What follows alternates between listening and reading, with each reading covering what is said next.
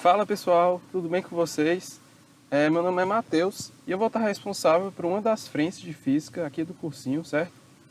E na aula de hoje a gente vai abordar um assunto muito importante, que é a parte de estática dos corpos, certo? Então, essa vai ser a primeira parte de duas aulas que a gente vai abordar sobre esse assunto. E ressaltando novamente, esse é um conteúdo muito importante para o estudo da física, para o Enem e para qualquer vestibular que vocês forem prestar, certo? Então vamos lá começar a nossa aula de hoje.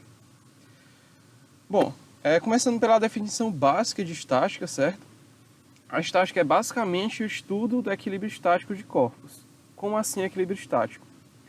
É o estudo de corpos que não possuem nenhum tipo de movimento, certo? Então, a estática vai estudar corpos que não estão se movimentando. Então, ao contrário do que a gente viu até agora na física, que envolvia, a maioria dos casos, corpos que estavam em movimento, como na cinemática, na dinâmica, no estudo de energia, aqui a gente vai estudar os corpos que estão parados, os corpos que não possuem nenhum tipo de movimento. E esse movimento, ele pode ser tanto translacional quanto rotacional.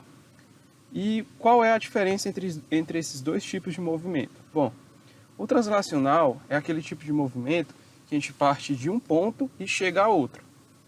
Já o rotacional, ele envolve rotação, ele envolve giro. Então ele envolve esse tipo de movimento, no qual você está girando ou está rotacionando algum objeto. Então, dando um exemplo prático aqui, a gente pode dar o exemplo do movimento da Terra, certo? Então, o que consiste o movimento translacional da Terra? Consiste naquele movimento circular que a Terra faz em torno do Sol, certo?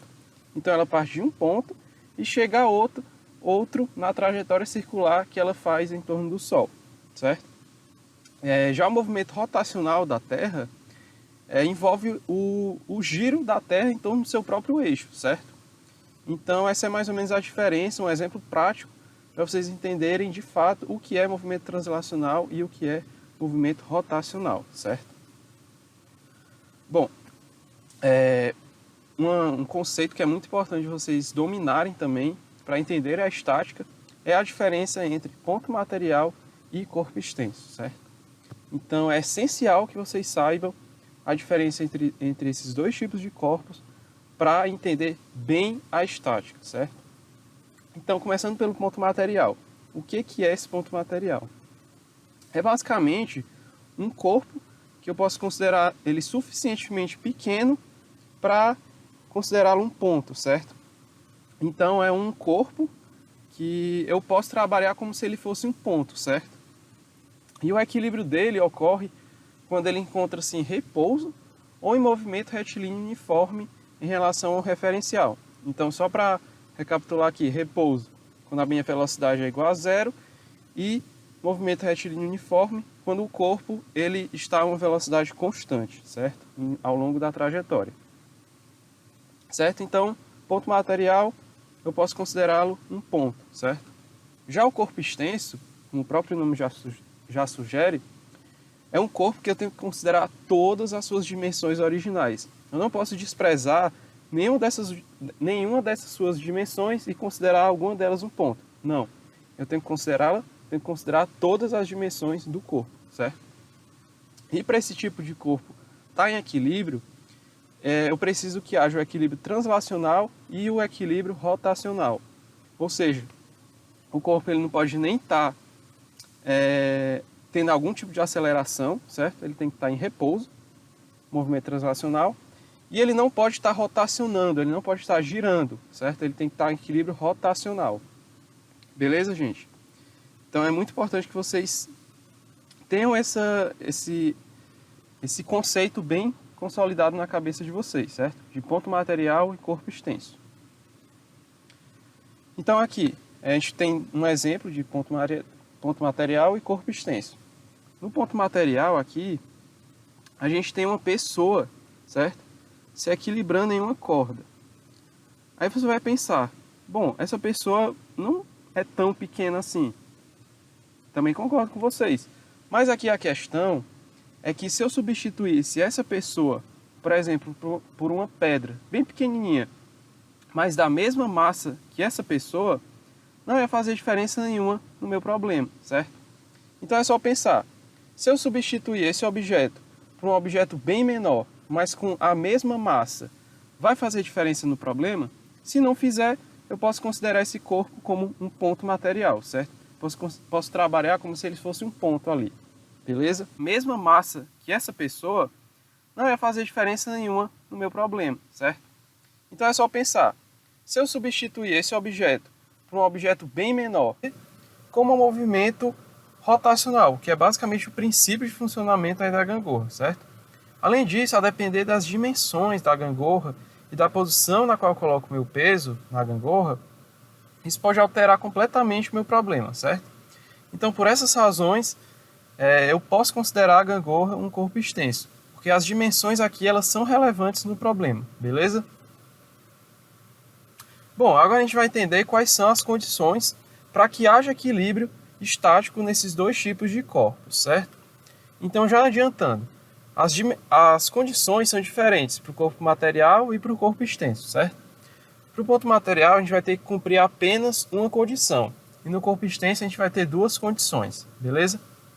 Agora vamos entender com mais detalhes quais são essas condições que a gente tem que cumprir, certo? Bom, começando pelo ponto material, a única condição que a gente tem que cumprir é que o somatório de forças do sistema seja igual a zero. E essa expressão aqui embaixo traduz isso para a gente, beleza? Então o que a gente tem aqui? A gente tem que o somatório de forças do sistema, que é igual à força resultante que age no meu sistema, vai ser igual a zero. Então basicamente essa é a expressão que a gente vai usar para resolver todas as questões que envolvam ponto material, certo? Então, o que a gente pode tirar de conclusão disso? Que a teoria aqui, ela é muito curta, certo? A teoria é muito vaga. Realmente é só essa expressão que a gente tem que utilizar para resolver os problemas que envolvem ponto material. Então, mais do que nunca, é extremamente importante a resolução de exercícios. Porque vocês têm que aprender as técnicas e estratégias que a gente usa para resolver os diferentes tipos de problema de estática, certo? E por essa razão, eu vou resolver um exemplo aqui bem rápido para vocês se familiarizarem com estilos de questão que envolve ponto material, beleza? Então vamos lá para a nossa questão. Ela diz o seguinte: determine as trações T nos fios ideais AB e BC, sabendo-se que o sistema está em equilíbrio na posição indicada. Dados da questão: peso do objeto igual a 90 newtons, seno de θ igual a 0,6 e cosseno de θ igual a 0,8. Então vamos entender aqui a nossa questão, certo? O que a gente tem aqui? A gente tem um peso, certo? De 90 newtons, que está sendo sustentado por dois fios. Esse fio inclinado aqui BC e o fio BA, certo? Então vamos lá ver a resolução daqui na nossa questão. Bom, a primeira coisa que a gente tem que fazer é orientar todas as forças que atuam no sistema em um eixo cartesiano, certo? Então, orientando em um eixo XY, a gente vai ter o seguinte, começando aqui pelo objeto. A gente tem a força peso, certo? Que atua nele, e também uma força de tração, para que ele esteja em equilíbrio. Por ação e reação, aqui no ponto B, a gente vai ter uma força de mesma direção e sentido contrário a essa tração, que vai ser numericamente igual ao peso, certo? Outra força que a gente tem é uma tração que atua na mesma direção do fio BC. E por último, a gente tem uma tração do fio BA, que também atua na mesma direção dele. Bom, agora a gente vai aplicar aquela nossa equação. Somatório de forças igual a zero. A gente vai fazer isso para o eixo X e para o eixo Y.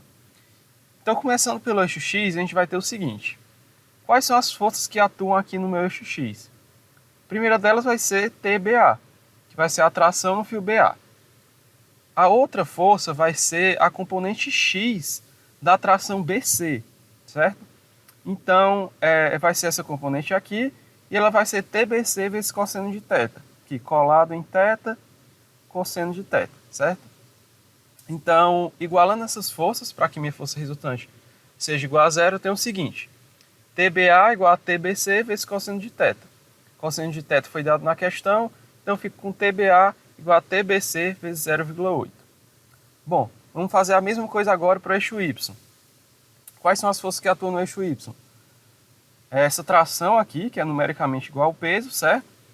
E a componente Y da tração BC, que vai ser TBC seno de θ. Igualando as duas, a gente fica com TBC vezes seno de θ igual a P. Substituindo os dados da questão, fica com TBC vezes 0,6 igual a 90, e a gente acha o TBC igual a 150 newtons. Com isso, a gente pode achar a tração no fio BA. A gente faz 150 vezes 0,8, achando a tração no fio BA igual a 120 newtons, beleza? Então é bem simples, a gente só orientou nossas forças, fez o somatório de forças igual a zero no eixo X e no eixo Y e encontrou as duas trações. Bom, pessoal, por hoje é só isso.